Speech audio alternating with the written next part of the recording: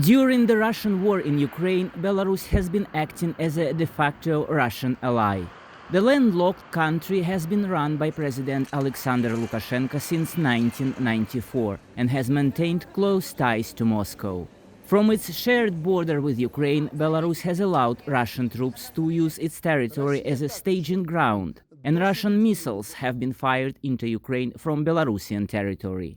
In response, Western nations have imposed harsh sanctions against Belarus that have affected all sectors of the economy.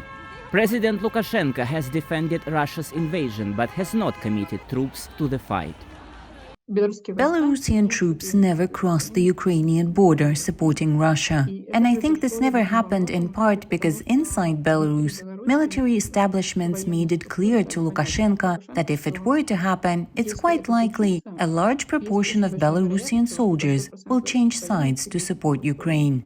I think it was a strong deterrent for Lukashenko. Belarus launched a harsh crackdown against peaceful anti-government protesters in August of 2020. With 1,300 political prisoners, demonstrations largely quieted. But when Russia launched its invasion of Ukraine this year, people again took to the streets, and opposition groups are actively working to help Ukrainians.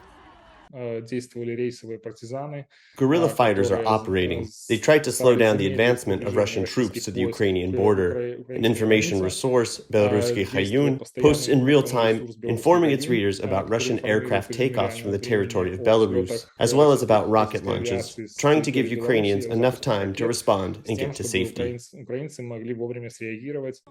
And there are at least 2 Belarusian military regiments that have crossed the border and are fighting on the Ukrainian side. But Western and Ukrainian attitudes toward Belarus are increasingly negative. And experts say things aren't likely to change there if Russian President Vladimir Putin remains in power. The Russians, have put a great deal into helping Lukashenko survive. They gave him a lot of financial aid. They sent journalists, to control the Belarusian airwaves. The militaries have become very close together. The Russian intelligence services, I'm sure, have penetrated Belarus completely. They have Lukashenko pretty much where they want him. For now, Belarus continues to hold military drills on the Ukrainian border and recently announced that Belarusian planes are now capable of carrying Russian nuclear weapons. Maxim Moskalkov for VOA News, Washington.